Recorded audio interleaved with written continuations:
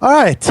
Welcome to the first in a hopefully long-standing series of podcasts presented to you guys by Monolith Duelyst. Nangert and I have decided that we would like to make some content, and hopefully it is of use to the Duelyst community. Of course, we're going to have a couple of guests on the show every week to aid our discussion. And this week we have Wagnozac.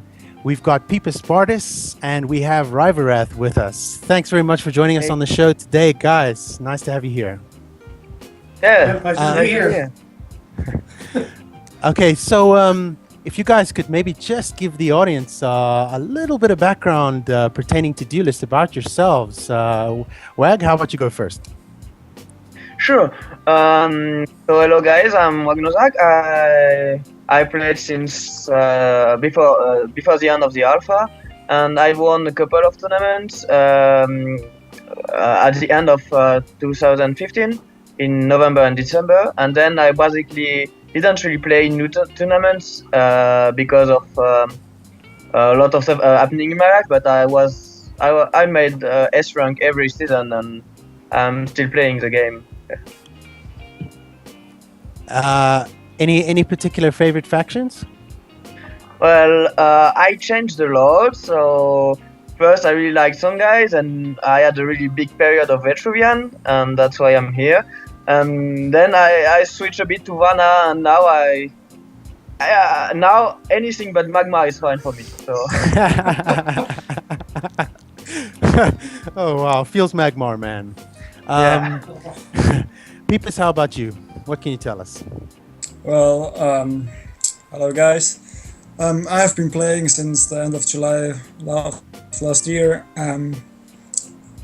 I started off with Vetruvian. I was like, coolest faction. Let's start with that. Never did anything else. Right now I actually play a little bit more because it can become boring if you're too good on the ladder and you own everybody. It's just as I do. So I sometimes tend to play Songhai because it's a bad faction. But yeah, and what else there's about me? I used to be an active tournament player. Like I used to be playing a lot of the King of the Beta, but after I won it with Vetruvian, of course, I was like, yeah, this is not a challenge anymore. Let's move on to the challenging stuff, like the Team League coming up next Sunday. I hope to see you guys there. Right, you and Wagnozac have been cooking up a team league, which is a little bit different than the other tournament formats we've seen before.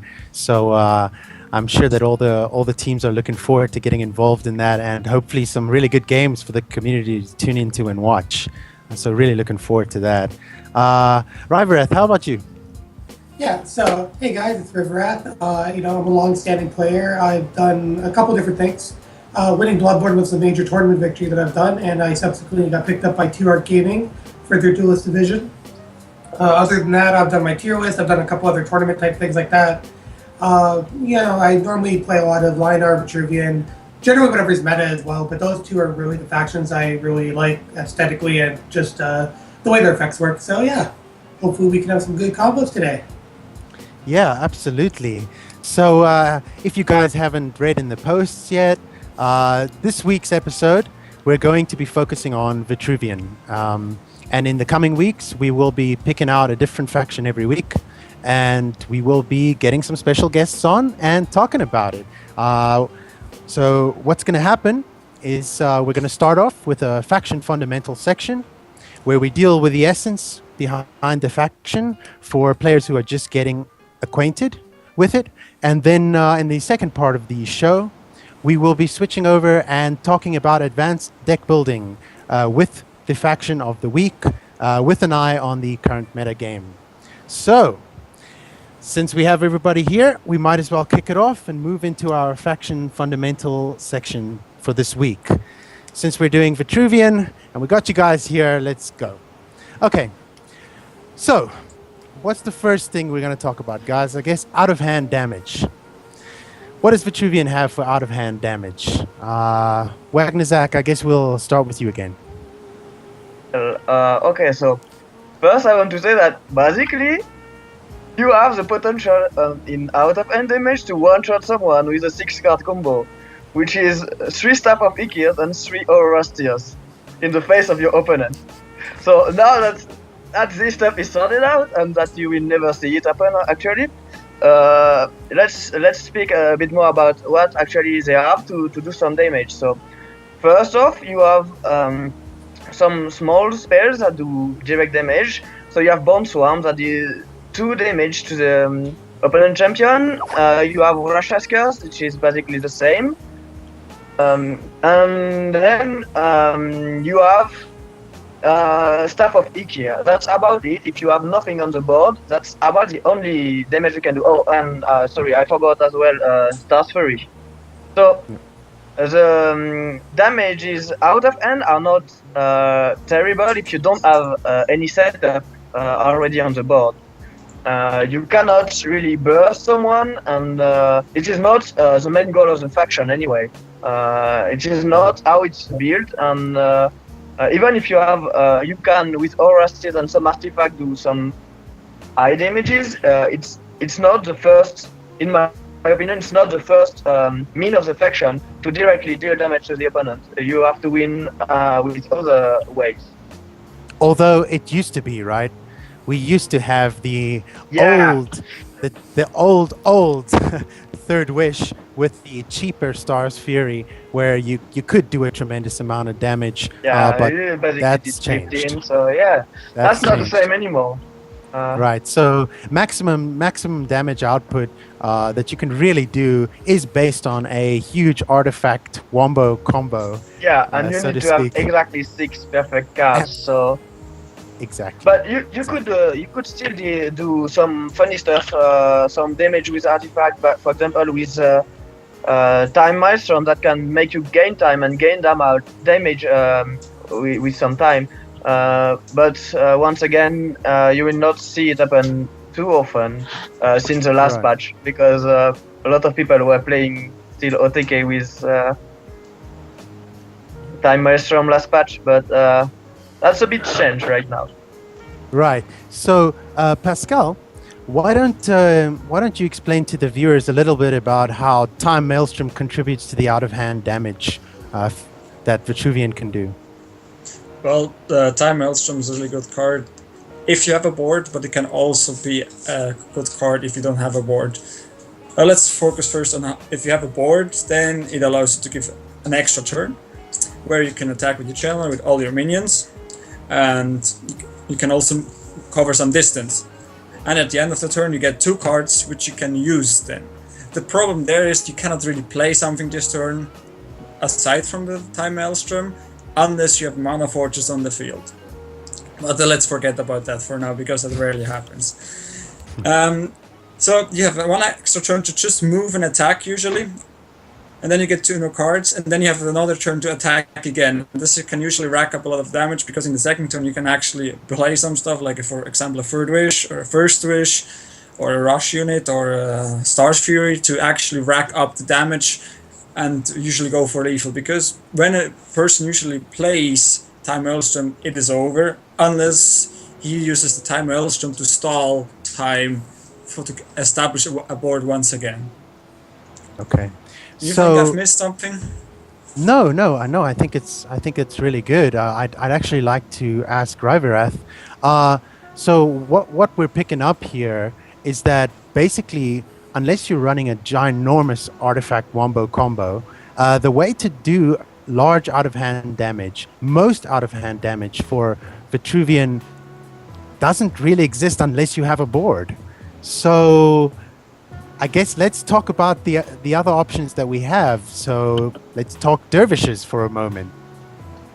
I mean, dervishes are fine. They function on a lot of inner synergies between Obelisk and Doomcaster. Doomcaster is really the linchpin of the deck. It's the 2 cost 2/1 that gives the dervish +2/+2 and makes it permanent.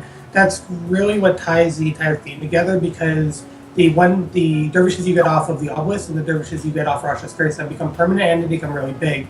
For 4 mana, you can do a Rasha's Curse into Doomcaster, so you have a 2/1 and a 4/4 on the board, and it also facilitates Third Wish use again after the recent nerf where it's only usable with dervishes. so that you can actually see a decent swing of damage and a decent swing of surprise board control through good Russia's Curse use, along with the Star's Fury and Firestorm Obelisk having a lot of great synergy. You can rack up a lot of damage, control the board pretty well. It is very susceptible, though, because it requires a lot of specific combo pieces, and units in general are very weak on the board. Yeah. Yeah, I have noticed in a bunch of games I've been playing myself that the Fireblaze combo with Star's Fury is definitely a way to get the kind of damage close to the kind of damage you would have gotten with the old Third Wish Star's Fury. I mean, you know, it's the closest we're gonna get, guys. It's the I closest suppose, we're yeah. gonna get. Okay. I think that pretty much covers out of hand damage. So let's go ahead and move on to Dispel. Sure. Okay, so Nagit. Yeah, I think defection options for Dispel and Vetruvian are pretty clear, and there's not too much to explain about it. But again, let's start with the round. And Wagnozac, do you want to start again? To talk Yeah, about sure. self-energy? Yeah, it's pretty straightforward. Silence in Dispel, in Vetruvian consists of putting Siphon Energy in every deck because there is two reasons for it. First, Dispel is really strong in Duelyst because there is a lot of really powerful effects that you want to dispel. It's like, if you take the comparison, I know it's not always good to do it, but I think this time it's good. With Hearthstone, where Dispel is not really played because not too much effects that will affect the board too much. Like, okay, when you want to play Dispel is when you want to go face to remove a taunt, basically.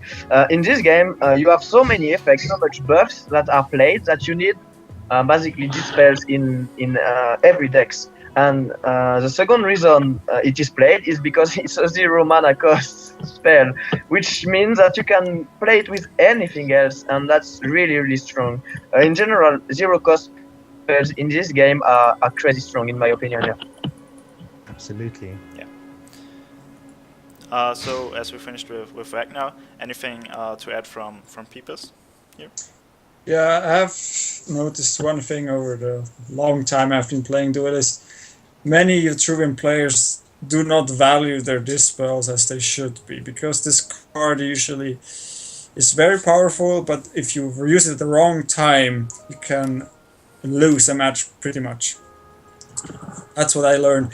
It wasn't as bad when you were able to recycle them with the Twilight Sorcerer, but now at 5 mana it is not an option, not a good option anymore, in my opinion. So therefore it has become a very valuable card again. You have to really think about when to use it, and if you use it wrong, you could just probably end up losing the match. That's what I have put together from my experience. That's all I want to say. Riff, do you have anything else? I mean, everyone's forgetting the true power piece here, which is the Tethermaster or Tethermancer with the double first wish. It's a 3, what is it, like a 3/7 or a 3/8? 3/8. Yeah. No, it's bigger than that. 3/8, that's right. Okay, so 3/8 It's a 3. with Provoke and Dispel. Like, that's really where the real Dispel is coming in. Like, who needs a 0-cost spell? Like, no. Okay. You need this Tethermaster synergy. That's what's really coming in. But, like, if you want to be a peasant and use Siphon is probably your best option if you want that cheap-ass crap like that, you know. But, hey, it does its job well, right? Like, unconditional Dispel is pretty good, especially when it costs 0. It's still, like you were saying, it's not as abusable anymore with Twilight because of the nerf, but you can still run Alcuin if you really need to, if it ever becomes a Dispel-heavy meta. And without that, I mean, you have 3, they're free, you know, can't really go wrong. I would just like to add something here. So, in certain scenarios, mostly in tournament games, I have seen people playing Vetruvian and not just using Siphon Energy and adding in a couple of Shrouds as well. So Siphon on its own, being a 0 mana spell that dispels an enemy minion, it is so good, but why, if ever, would there be a reason to use shrouds as well in Vetruvian as a source of dispel? So, Well, go ahead. Alright, sure. So the main reason why you would see it beforehand, less so now, I feel, is because it was a lot of things where it needed dispels the turn after they were played. It was very much like Old Lantern Fox, or like, you know, as Silithar Elder, or like a lot of these cards that we don't really see play anymore. That was one of the biggest reasons to facilitate it. Even now, you can still hit things like a Silverguard Knight, or just dispels in general are a really good way for Vetruvian to control the game. And because they already have potent dispels, the fact that you can then just kind of multiply with the amount they have can let them really play freely with their siphons. That's the major reason that you would really see the shrouds. Other than that, they're kind of like crappy little body blows, always solid. Yeah. Okay, let's unless anyone has something else that they want to add, I think it's a pretty clear-cut issue. Siphon is really good. It costs 0, and the thing that we haven't mentioned yet is that the fact that it costs 0 means that you can develop board simultaneously. If you're running a shroud, it's going to cost you two mana. You get the dispel, sure, you get a 2/2 on board, but 2/2 bodies are generally weak, and therefore that 0 mana spell, it's just great. You can just keep developing as well, so you don't have to slow down your actually developing meaningful minions to get the dispel effect off. Let's go ahead then and move on to healing, and again we'll kick off with you, Wag. What do we do as Vetruvians for healing? Actually, we need to see that there is 2 types of healings. There is healing on minions, and Vetruvian has a lot of these cards. And you have Sure, of your hero, of your champion. So let's start with healing of minions. So basically, you have a Fountain of Youth, you have Inner Wadis, Astral Fading. Okay, you even have Windstorm Obelisk for your Dervish. Okay, well, all of these cards are pretty good. Of course, everybody plays them. That's a really good mechanic. Really good. No, for real, these cards are all pretty bad because basically you get almost nothing for the value of the cost of the card, and you will not have a direct impact on the board. It will not allow you to deal with anything. You will just have maybe a bit more health on your minions. Okay, that's nice, but that's generally not enough. And then you have a real healing. So basically you have Emera Healer, which is certainly way better, just not because it heals, but because it will serve at locking down the opponent, possibly, and also if the opponent has no way to remove that, you basically win the game. But it's more because of the damage it does and the healing itself. You will not play Emera Healer just for the heal, and generally you will use like the common neutral cards to have heal in your decks, like a lot of other factions. So Healing Mystics and Emerald Rejuvenator. Yeah, definitely. So Peepus, can you maybe explain to the viewers why exactly are all these minion healing cards bad? Why are these cards bad in Vetruvian? Inner Oasis, Fountain of Youth. Why are these cards bad? Well, I must say, Inner Oasis is not a bad card. It is just Right. it has to be in the right deck. The good thing is also, you can play without minions and just get a card if you have nothing else to do. I didn't know that actually. But Inner Oasis, if you play a Mana Forger deck, and there it's really good, with a lot of minions, there you can get insane value. Because your 2-drops with 3 more health, or your bigger drops with 3 more health, that's really hard to take care of, and they're not just easily dispelled. But this doesn't go for the other cards. The other cards are just very costly, usually don't do anything, because usually when a minion loses health, it's gonna die that turn. And I think the only minion I usually see that doesn't die the turn it is damaged is Archon Spellbinder, but I wouldn't use Fountain of the Youth for that or something like that. No. So the only card I would like, aside from Inner Oasis, is this Provoke card. What's it called again? Cosmic Flash. Cosmic Flash, thank you. Yeah, that's a good one. Gives one more attack, gives provoke, which is really good at locking down, and gives those 3 health. Those 3 health can be really crucial because the provoke can be hard to deal with. And the other cards, just forget that they even exist. So Ryvirath, I guess that means that when Vetruvian is really looking for healing, real healing, even healing minions, you're going to have to look at the neutrals, right? So we're normally looking at which kind of cards here? I mean, yeah, Vetruvian doesn't have real in-faction healing. They generally ran the normal healing suite, which is 3 healing mystic, 3 of a rejuvenator. That's pretty much the standard for most decks, especially for Vetruvian because of its limited healing options. The other option is to run no healing at all, which some decks have gravitated towards because it feels like it's just kind of a middle ground thing when you're only putting those in. But just putting those in is technically, what is it, 12, yeah, it's an 18 health swing, technically, if you draw it all, which is real useful, especially against like Songhai and the likes like that. So it's not uncommon to see them run that suite. It's also not uncommon for them to not run it, but those are really their only options, one or the other. Do you think that Vetruvian needs to run 3 Mystics and 3 Rejuvenators as a standard? I think Mystic is just such a good card and it's so versatile that you probably run it regardless.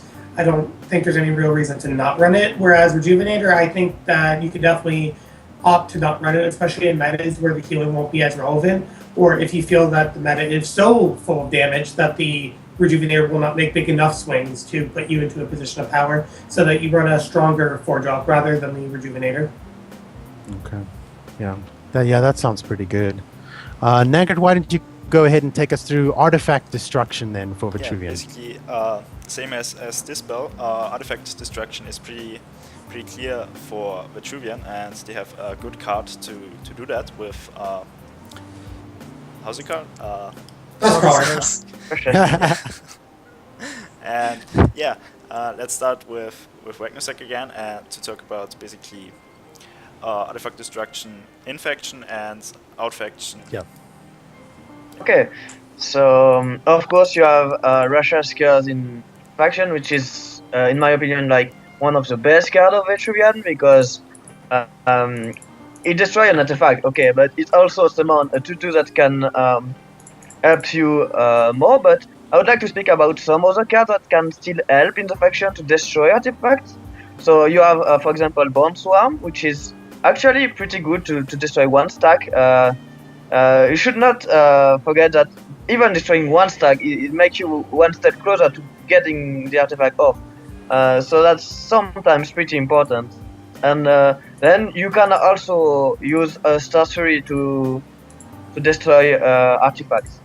I would also like to say that Vetruvian has 1 type of card, the opposite of artifact destruction. They actually have Imperial Mechanism, which will repair artifacts. So okay, that's the only faction that has something like this. But yeah, in my opinion, actually, even more with all this Songhai and this artifact coming out of everywhere, Russia's Curse is a must-have in like every deck in 3 times for me. But I think that PFS doesn't really agree with me on this one. I wasn't listening. Okay, thank you very much. Yeah. Then let's just move on to Peepers and explain his side on Russia's Curse and also other artifact destruction options. Well, as Wagner said, there are few cards that can help you with, but especially Russia's Curse is a really good card. I usually run 2 to 3. 2 if I feel like I just like 2 more than 3 but it is a good card. Most people run 3. And we can just say you have Russia's Curse. That's actually enough to say. The rest is just normal gameplay, but Russia's Curse just takes care of everything smoothly. Destroys them Songhais. Yeah. Everything else to say to that topic? No. I mean, Okay. why? So sure, Russia's is a way to destroy artifacts. It's arguably one of the best ways to destroy artifacts because unlike say, Rust Crawler, you get this Dervish which has Rush, right? And you can place it pretty much anywhere in the vicinity around the enemy general. So there's a versatility to the card, right? So perhaps, Ryvirath, you can give us a bit of a perspective on when would you run 3 and would you ever run 2, or vice versa? For Rushes, yeah, I've ran between 2 and 3. It's usually relevant upon the style of deck I'm running, because the 2/2 is only relevant if I'm playing it for damage generally. If it hits an artifact, it's great, but it's not normally the reason why you... it's not the primary reason why you're adding it. It's normally for a minion that can snipe off a side lane, can kill a Heartseeker, can kill this, and kill that. The added benefit of it being able to snipe off Songhai artifacts or Vidar artifacts, whatever, is definitely a big benefit, but depending on the backline threats I need to kill is generally what will be relevant to me if I add 2 or 3 copies. I don't think I've ever ran a deck that ran less than 2 though, just because of the amount of versatility that is available to the card. Like there's no reason to not run it, but the 3rd copy is usually relevant to me in terms of if I can hit, the Jaxi token like Mini Jax is, or like a Heartseeker, or any other thing that's sitting in the back like a Mana Forger, etc. So having a card like Rushes at their disposal, Vetruvians are not really hard pressed for artifact destruction. However, some Vetruvian lists, especially the lower curving ones, so with lots of 2-drops, they often run Blood Tier Alchemist. Is it overkill to run Rushes and Blood Tiers, or do they serve different purposes? I mean, it's definitely not overkill. Blood Tier is just amazing right now. It snipes so many things. It's so good in like so many decks. It's good for damage math. The 2/1 body is honestly it's not a big deal. You don't care that it's not a 2/3 for the most part. In Vet you care a little bit more because First Wish is more valuable if you can hit minions that have a 2/3 body compared to a 2/1, because then it trades 2-for-1 with other 2-cost minions of the same stat lines. But the 1 damage ping is just really versatile. Like Rushes and Blood Tier, they serve similar purposes, but they do it at different paces in the game, and they're able to hit slightly different things in terms of the damage math. And running both ensures that you're going to get one or the other when you need it, so that your opponent can't run cheap things that can still be able to control against you. That sounds about right. Okay, let's move on to range damage. Something that, Vetruvian doesn't really have range damage, does it? Wagnozac, anything to say? Oh no! They don't have range damage. They have blast, which is not the same thing at all. Exactly. So blast is a very interesting mechanic, and at the same time, it's also a bit lame. So let me explain why. First, it's really interesting because the idea of just blasting through a line and destroying everything in this line is pretty cool. And you're like, when you start the game, you're like, oh wow, that's so strong. I like it, and they have a lot of cards to do blast. They have Pyromancer, Scion Sword, which gives blast to dervishes.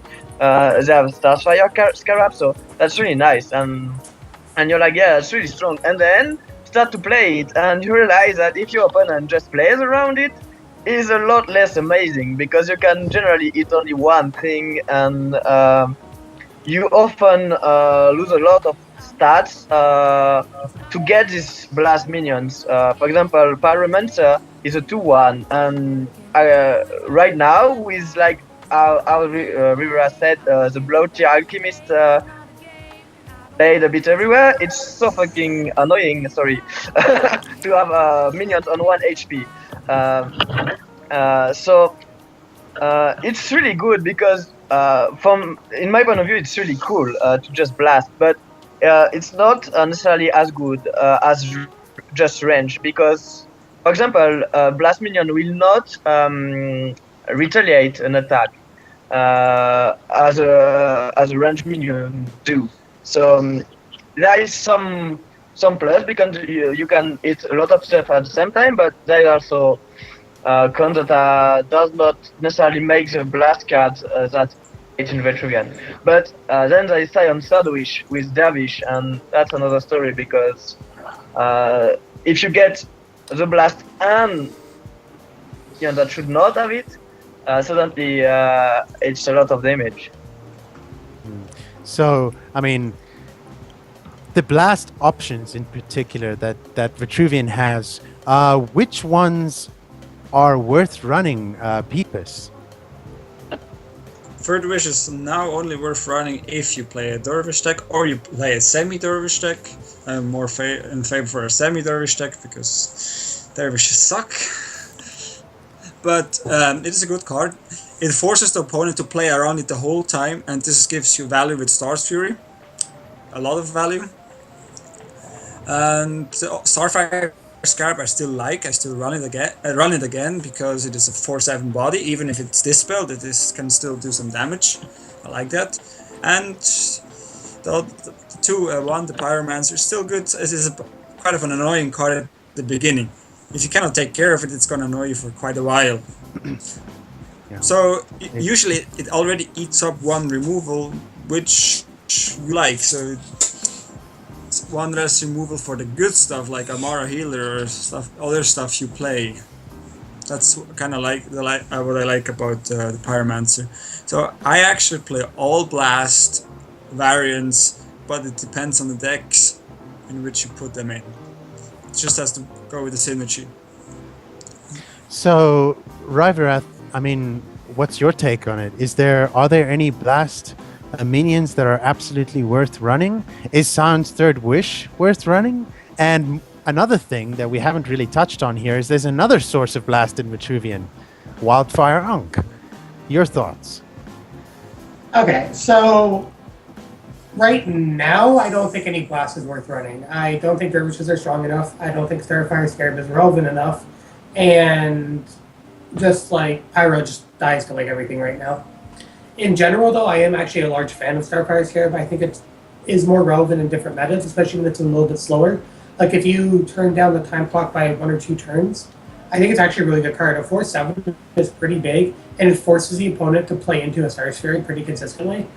And it's not as though 4/7 like isn't relevant when it's hitting just that one minion to trade, right? For 5 mana, it's actually really, really solid as far as blast stat lines go.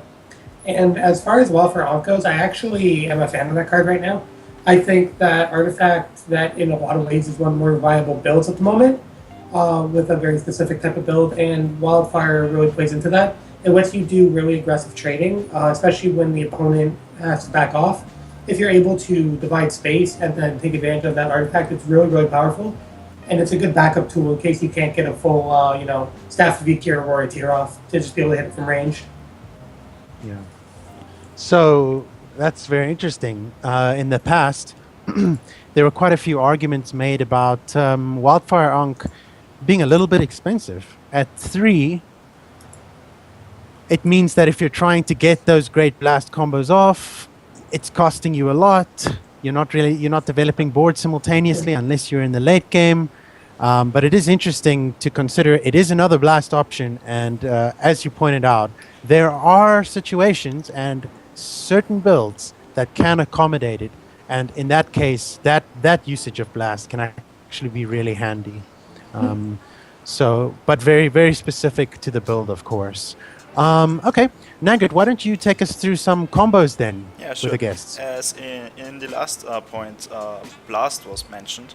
It opens up some potential for combos in Vetruvian, especially with Star's Fury and things like Fireblaze Obelisk or Rush's Curse plus Doomcaster for more damage out of hand. So, Wagnozac, could you explain which combos Vetruvian has in general and which are played right now in the meta? Sure, so you will see some Dervish decks with Third Wish extra, and you have quite some combos within these decks because you can make if you have the right cards, you can make a really big Dervish really fast and make it stay on the board. Like Russia's Curse combo with Dunecaster and Science Third Wish, which is 3 cards for 7 mana. Makes you a 7/7 rush with blast on the board, which is pretty strong. And you also have a 2/1 as a bonus as a Dunecaster body. So that can be really strong. But your opponent can always play against blast, of course. And then you have you can do the same combo with for 9 mana. No, you can. Sorry, my bad. You can do for 8 mana Starstory plus Third Wish, which can be a finisher still. If the opponent play a lot against Blast, he will put himself in position where you can get value out of Starstory, and the Third Wish can be just the damage you need to finish the game. And finally, as you mentioned a bit before, there is Starstory and Fireblaze Obelisk that will buff every of your Dervish, and that can also do damages, quite a lot of damages. But I don't think there is that much more combos, except with Artifacts, with 3 Staff of Equiescence or Rusted. But I think that's about it, so I don't know, guys. Maybe you see some more than that? Yeah, Peepus, maybe you want to talk about a bit about the viability of these combos in the meta right now, and what of these combos is actually played. Well, I have seen most of them being played, but it really depends on your deck and your deck building skills if they are good. Because a lot of players actually fail now to play good Vetruvian, so they actually have these combos in the deck, but they just kind of make the right value out of it because their deck around it is not appropriate for the combo they're trying to accomplish. I would like to mention a few other combos that I find are really good, but are underrated. Zenrui used to be a card that was played a lot in Vetruvian because of the Portal Guardians, but now it's not played anymore. But you can still get a lot of value with it. There are still a lot of 2-drops. Then there is Blind Scorch, which is a good card on its own anyways. And you can steal a guy with Zenrui if you want. It's a 6 mana combo. Then the other one is Hexblade. The good thing about Hexblade is you can attack any strong minion and just take 1 damage, and he will keep that 1 damage until it is dispelled. And then you can take it over if you want, but be careful with that because you already dealt 5 damage to him, and then you have to evaluate if it's still worth taking it over. I think the best combo with Vetruvian is just having 2 to 3 time Maelstrom in hand and beating the opponent down till he is begging for you to finish him off. Yeah, I think that's my take on combos. Maybe Riff, you have a few more attack combos you can think of? I mean, you guys cover most of them. I do think that the Blind Scorch Zenrui combo is probably the most viable combo right now, though, compared to all the other combos that are available in Vetruvian. But yeah, no, that covered most of them, honestly. I would just like to ask something here because Peepus touched upon it. He said that Blind Scorch, although it's normally used in combination with Zenrui to take over a minion, he mentioned that the card is really good on its own, and I think we should just take a moment to elaborate on why that is. So, Ryvirath, maybe you can take us through this. Why is Blind Scorch actually a good card, even if you don't run Zenrui sometimes? Well, first off, please run Zenrui if you're running it. But beyond that, the reason why it's solid is the understanding that if you're playing it, you're going to kill that minion on that turn. You're not going to let it live and get its attack back. The idea is that you're not taking retaliation damage for your kill. So you could be attacking with 2 1s for all that matters, but they're still going to live because they're getting 0 retaliation damage back. So it's essentially, in an ideal situation, it's a 1-cost kill card because you've lost nothing to gain this board state except for losing 1 card and 1 mana. So it's just like, it's the same idea as playing like a Ritual Banishing, although you actually don't neg on that, so yeah. The idea is just that no matter how strong the minion is, it could be a Selethar Elder, I make it a 0/8, this turn I kill it, I lost nothing in this trade except for this card. It's a really positive trade for me. And there's also other defensive situations where maybe even if you can't kill it, it could be just a really large threat. So it's a very versatile card as well. So you could just, stall out for a turn, etc. Okay, so let's move on then and talk about lethal ranges, because this has a bit to do with combos as well. As a Vetruvian player, is there a magic number that you're trying to get the opponent down to where you know that you can reliably get the damage together to kill them? Well, Wagnozac, let's start with you. Well, you have kind of some. Yeah, so you are showing 2 HP. Yeah, you should. You can really use your general with attacking it. No, but so yeah, before January, in December, we had a pretty good combo. Like you have a pretty good magical number. It was 15, and it was pretty high. And then in January, suddenly we had 2. So that was a pretty big change. Now you actually have some ranges with your Rashaskers and Shadowwish. So I would say normal letter range for Vetruvian is around 5, and that's pretty bad. I mean, 5 damage, getting someone down to 5 with any faction will mean you will kill him soon anyway. So yeah, that's not really good litter range, except for the 25 when you have again 3 stuff. Right. I will not let you go. Right. So, people, would you like to say something about the sort of maximum lethal range that you can have, so that the viewers who are just getting acquainted with the faction understand what we're talking about here? So the maximum lethal range, as we mentioned before, has to do with equipping artifacts and playing a card called Aurora's Tears. Peepers, why don't you take us through this combo, and how much damage does it do? How sharp is your math today, Peepers? Screw you. I'm sure you couldn't even control it if it was right. Okay. I think the best way to do this combo is with 2 Staff of Ikir, you equip them, and with the 1 blast artifact, so you don't get any retaliation back. But you can also do it with 3 Staff of Ikir, so then you have already 6 damage added, so we are at 8. And then you somebody's not agreeing with me.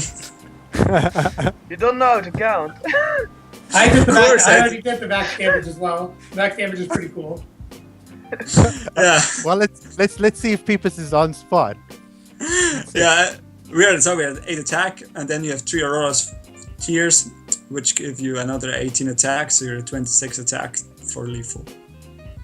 Because Aurora's Tear gives you 2 attack for each artifact equipped, so that's 6 for one of the Aurora's Tears played, and you can play 3, so that's 18 attack, so plus 8 to 26. Screw you, math freaks. No, you're wrong. I am right. You're wrong. Incorrect. Go, Ryvirath. Give us the facts. You already have 3 Staff of Ikirs equipped. You have 3 Alchemy Lord Masters. You have a Mana Forger on the field and 3 Aurora's Tears. You have 44 damage. 44 damage. That's way better, actually. There is no limitations to the board state. Yeah, now we know. Now we know why Ryvirath is only a champion in Sandbox. Wow. Oh wow. Shots fired. So, so here's the question, right? I mean, I saw a couple of lists, in particular, Macer, who is also quite a well-known Vetruvian player, was running a OTK Vetruvian, and he wasn't running Unks. So, can you go for those kind of combos without Unk? Is it okay to just be running Ikir, Staff of Ikir, to pull off these combos? Is that more generally what is done? I mean, yeah, it's more common practice. I don't necessarily agree with it, though. You need to constantly put aggression. That's a really cute cat. You need to constantly put aggression forward to make the Ikirs work without the Ankh, because if you don't, you always have to be within striking distance with your general if you don't have an Ankh. So, yeah, you do give up the absolute OTK potential if you are equipping an Ankh, but you're gaining a lot more range and a lot more flexibility in what you're able to do. So, yeah, the ideal situation is, 3 Ikir and then however many Aurora's Tears for lethal, but I tend to favor running 1 to 2 Ankh as well along with it, just so that you actually have the versatility to play at all ranges of the board. All right. Okay. Well, then I think we're gonna have Nanger. Do you have anything to add to the discussion before we move on to single target removal? I think every basic lethal range combo was mentioned, and obviously the max damage as well with the 3 staffs and 3 Aurora's Tears. Also with the Alcoins. Yeah, okay, right. Yeah, the next point to talk about is single target removal for Vetruvian, which isn't exactly a point Vetruvian is pretty strong in. So, Wagnozac, would you like to talk about the options Vetruvians have to remove the Yeah, target? sure. Actually, I don't think that that's that bad to remove minions. They don't. They have actually kind of a lot of single target removals. It's just that in the actual meta, they are either too slow or just not played because it's not good enough compared to some other cards. So let me start with the smallest one is Russia's Curse. Okay, it can be used as single target removal for stuff that has 2 HP or less, which is actually pretty good against little range minion like Jaxid and like Ryvirath said already. And then the next one costs 4 mana and kills a minion that is near your general.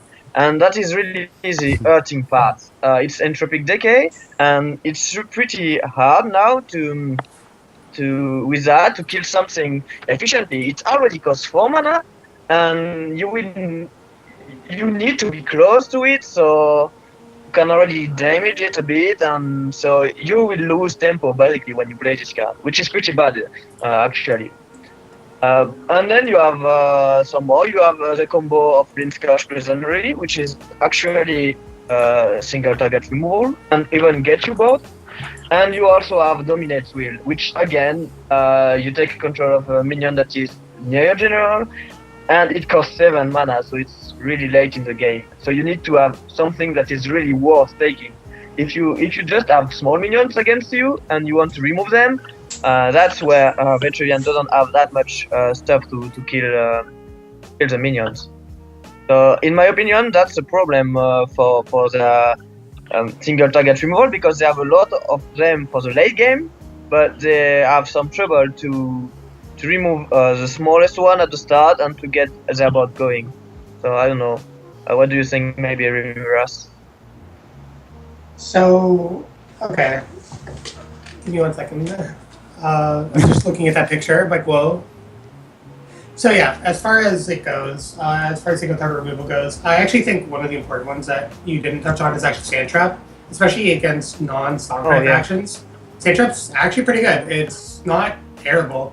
It's just wasn't played originally, and it hasn't been played recently just because, well, first off, Songhai is extremely popular in juxtaposition, and not Dragon Seal as much anymore after the nerf, but beforehand was a huge inhibitor to that card because they don't care at that point. They're still moving their minion around and they're getting value out of it. But otherwise, I actually think the card's pretty decent. If you can limit a creature's movement, especially if you're playing backwards, like if you're playing a defensive deck or playing anything that's a lot of blast or range, if you don't have to engage into that zone, it's effectively just complete removal. Other than that, Mind Control is the other really big one that's really good right now, specifically against Abyssian. It's just really solid. Really strong card. The other one's not so much. Like Entropic Decay is just really expensive for what it does. Yeah. Like really expensive. Yeah. Yeah. And as Wagnozac said, you know, it. You're paying 4 for it, so you know you're not doing much else on the turn. You know, say you're removing something big and you have 6 mana or so. Now you can play a 2-drop. You know. Is that really efficient? You know, not so much. The card feels really overpriced. It's just too expensive.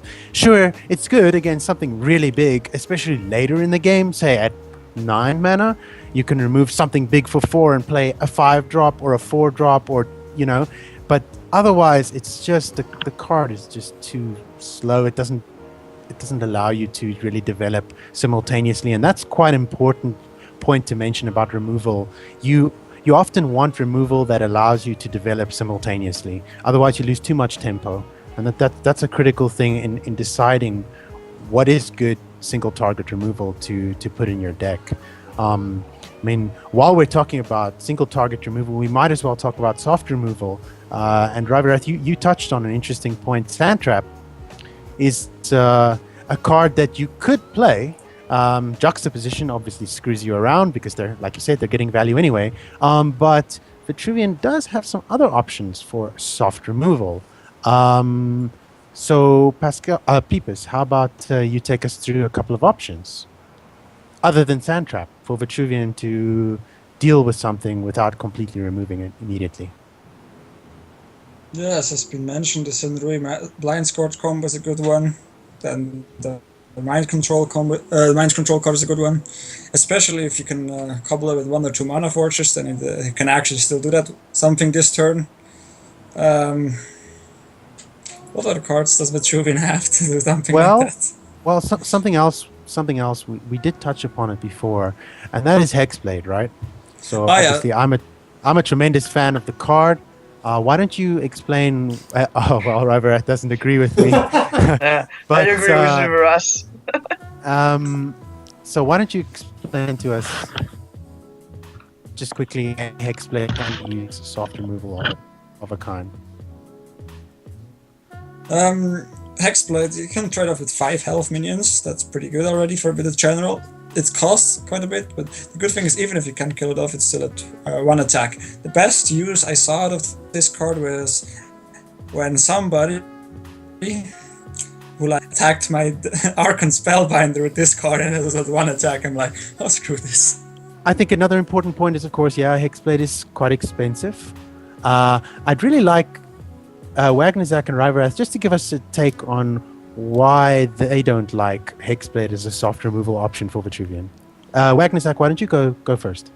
Okay, so first, why I think this card is bad. So it gives you 3 attacks, okay, for 4 mana, and you have when you attack, you put your opponent minion to 1 attack. Okay, fine. Now for the same cost, you have cards that gives you a lot more, like for example the Liona one, which will give you 2 attack and protect you for 2 damage every turn. The big problem for me is like even when you attack a big minion with it, you will lose a charge, and this is pretty big because it means that your opponent basically have no works to remove your artifact, no work at all. You will use it only once. To put an enemy minion to 1, which is even worse than Entropic Decay, because at least with Entropic Decay you kill the creature, you don't let it on the board. So for me it's pretty bad for this reason, and it would be, in my opinion, really better if it put the opponent minion to 0 attack and you were able to keep the charge and not losing it, because you don't lose only 1 attack, charge when you put an opponent to 1 attack, because this minion will probably attack you again the next turn, so you lose another charge, and it's pretty bad for that, in my opinion. I see. And Ryvirath, your take on Hexblade is soft removal, and why you don't like it? I generally just don't like soft removal. Anything that can come back to bite me in the ass is a problem. That, like I said, in terms of Sand Trap, when I was defending that card, it's because if you're playing in a way where you can section off that area of the map, it is hard removal. Because you're never going into that area, you don't care, you're playing range or you're playing blast. When you're using Hexblade, it has 2 fundamental issues. It does not get rid of the effect on the creature. It functions, most times when you hit them for 5 damage, you're going to be killing them regardless in most scenarios. And I guess 3 issues. And when they're attacking you, you take full damage before you retaliate and drop them to 1. So it only works on the offensive, which is a huge issue for me. And the 1 damage is just normally not that relevant because normally you'll kill the creature. And anything you won't kill normally has a very powerful effect loaded back behind it. Like dropping an Archon to 1 is nice, but your spells still get destroyed or, get screwed over. Doing it to a Silith Elder is nice, but it still produces eggs. And anything that has lowered or anything that has 5 health or lower, like you're gonna kill it anyway. So it's just the cards where that actually matters just isn't that relevant. Okay, so I guess let's add something. Yeah. It was just to come back on Sand Trap because you said you like this card and all, but I personally think it's really bad because your opponent that's right. I think it's really bad because your opponent can steal as well. It's a bit of the same as Sandblade. It keeps the effects and it keeps like a zone out of the map, which is maximum 9 case where you basically don't want to go and can't go if you want. for it to be effective, and your opponent can really play around that. And basically, if you stay in this corner, you will never be able to kill him. So if you really don't want to go close to that, Blast. Yeah, that's fair. yeah. Blast. I mean, obviously that's something I've seen as well, where I've seen some pretty crazy artifact Vetruvian decks that use Sand Trap for exactly that purpose, and then utilize Wildfire Ankh to start doing damage from another zone, and so they don't have to go back to that zone. But I tend to sit on the fence with this one a little bit. I mean, there are merits to both of the arguments for and against the card. I just think it's important that when people are starting out with Vetruvian, that they understand what these soft removal options are and what the downsides are. I think that's really important. So guys, I guess the next question is really, have you got any tips or pointers for new players coming to the faction concerning movement, both of your general and positioning of your minions that are specific to Vetruvian? Let's start with Wagnozac. Yeah, sure. So I guess the first thing you want to know is like, since the map is 5 is wide, you want, when you have a blast minion, you always want to put it in the middle line, because then you can move on all the battlefield. As if you put it in the down line or something, your opponent will have some space where you cannot hit him. So you have to be careful about that. And then generally movement of your general, it will depend on every faction you face. There is threats on every faction, and you want to avoid them. So, for example, if you play against Vetruvian, it's a good idea to play diagonally to avoid blast. And for against Leona, you want to avoid to give, or Magma, you want to avoid to give too much value to or Immolation or Marcounter Wabi, stuff like this. But I think this placement, you need to learn the cards, and then you will understand how to counter them, and it will really be faction dependent. Right. So in terms of setting up good plays, Peepus, maybe you can take us through what happens. We touched on Time Maelstrom before. So I've seen some people mess up their positioning and planning for the Maelstrom turn. Do you want to talk a little bit about positioning of minions and your general in preparation for a Maelstrom? When do you start doing that? How many Maelstroms do you have to have in hand? What are we looking at? Usually you start keeping the Maelstrom in hand around 6 to 7 mana, because then you can start to plan for it. Try to establish a board you can use to hit the general in the face. The other channel, of course. And I think you can start if you just have one. If you run a second one, you can hope to get it when you're drawing those 2 cards, and you have an additional replay, so you have a 3 card cycle. So, or you just do it, or you already have to, then it's also a no-brainer to do it. Be sure if you want to play that you're in range of the general. It's kind of annoying if you cannot hit him and if you use a Maelstrom, unless you want to run away. I haven't really experienced that much mess up with my positioning for Time Maelstrom, but I cannot speak for other players that are just bad with this faction. But yeah, just make sure that you can reach a general with your general at least, or with that minion you want to attack with the most attack. Right. So start counting spaces in advance, and also anticipate what may be put up in between you and the opponent in that time. Yeah, I just want to add something. Like if you want to play positioning, if you want to be positioning is crucial between like the new player like a Wagnozac and the good player like me. So no, just kidding. But this is really important if you want to take it to the next step and become really good at Duelyst. For example, let's against Leonard, you always want to circle in their minion, because then they cannot use Holy Immolation. That's the best way to do it. Yeah, really good player speaking here. Yeah, true professional at work. True Yeah, professional. of Your course. emoji plays. So Ryvirath, have you got any tips and tricks for positioning when playing Vetruvian? General ones, I guess.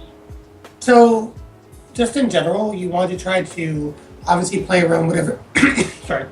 You obviously want to try to play around whatever your opponent's main clear will be. So, in the case of Linar for ammo, you obviously want to play around that to not group up into multiple areas. But one of the main things you want to do movement-wise to force your opponent into is, if you're able, you want to force them into a Star's Fury turn. That's really where you're going to get a lot of your value right now, especially with the way that Third Wish ended up getting changed in the current state of Vetruvian. Star's Fury is where a lot of your damage comes from, so if you can actually force them to spread out, that's a really good way to position them to get a lot of damage through. And you can do that through the aforementioned, blast units or blast artifact, etc. Just forcing them to split up like that, or forcing them to chase multiple units. Other than that, you really just want to be sure that you can position your units effectively so that they can affect the most amount of the board. Or in a case like Amara, you want her to actually affect a smaller amount of the board. Generally, you're going to want her, like a stipple, if your general is in a corner or on like the side wall, you're going to want her in front of you because then it protects against all areas, that type of thing, to maximize and provoke effectiveness. I think it's a really good point you make there.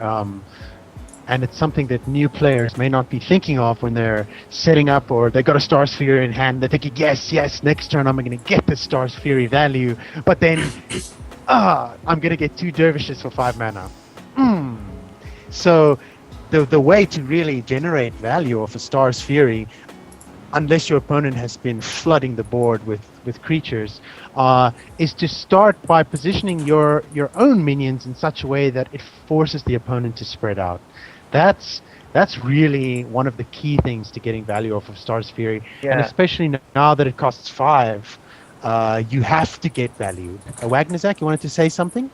Yeah, and I just wanted to add that also to make your opponent play into Star's Fury, you can, for example, just play a Dervish in the middle lane without even having Third Wish, and your opponent will immediately play into Star's Fury. Yeah, this is like this is Moses Red Water, just part the way. Exactly. It just has that effect, right?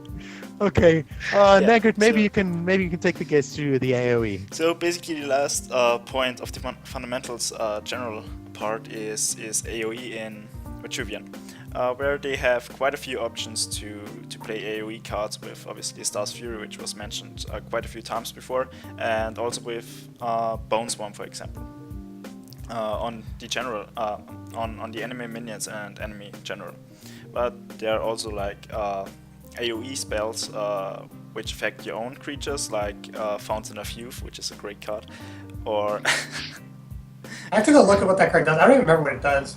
yeah, it heals all your minions to full health again. Oh, that's not very good. Yeah. Oh, that's the best card. Best card in the game, right? Yeah. So Wagnozac, maybe you start with explaining some AOE options for Vetruvian.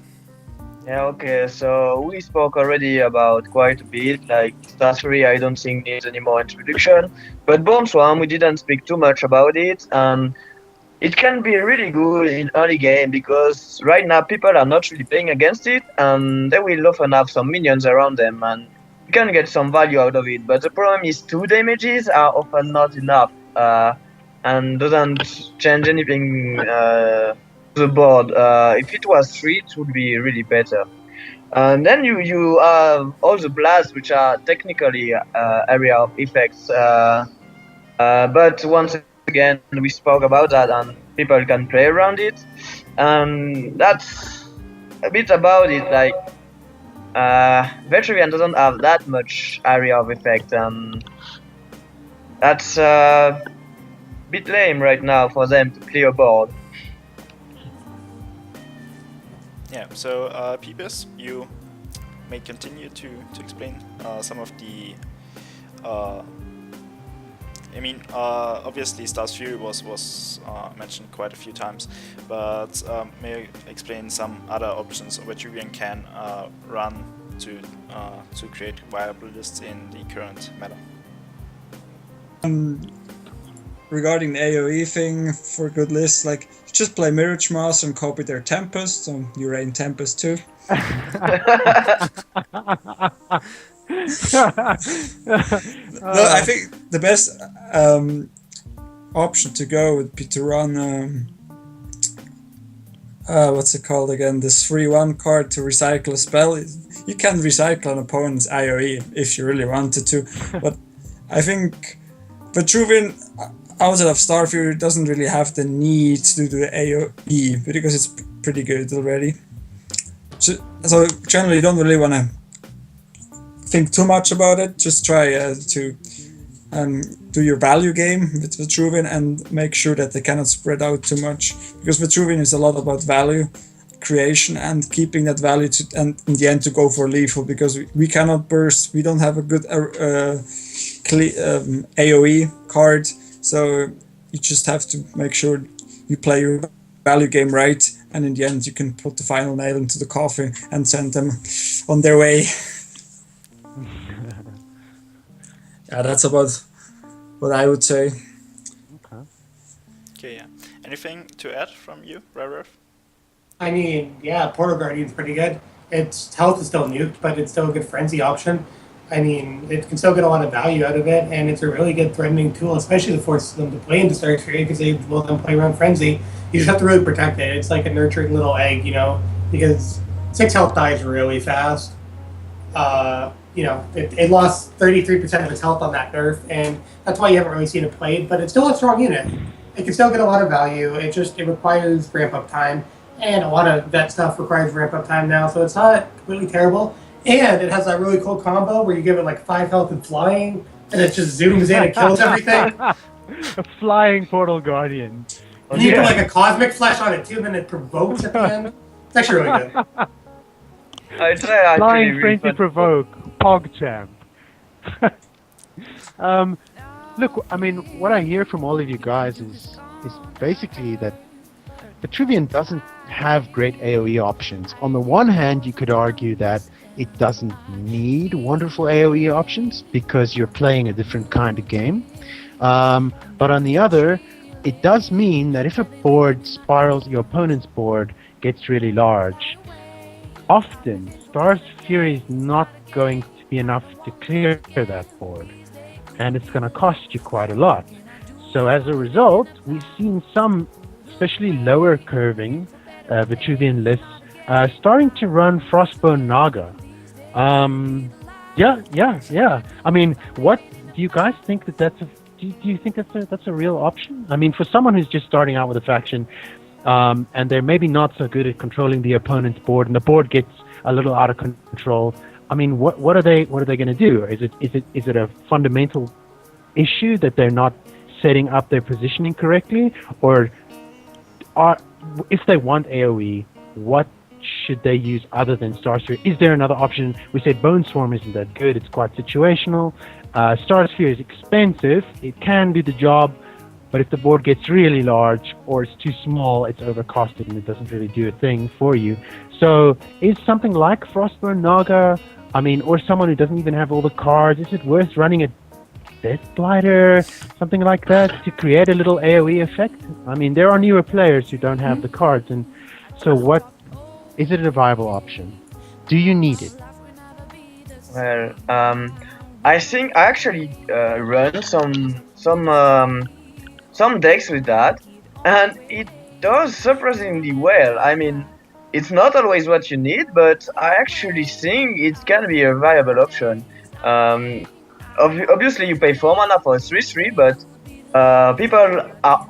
I think the greatest strength of this card is like people are not playing around it. You are playing Vetruvian, so they will put the minion in a way that will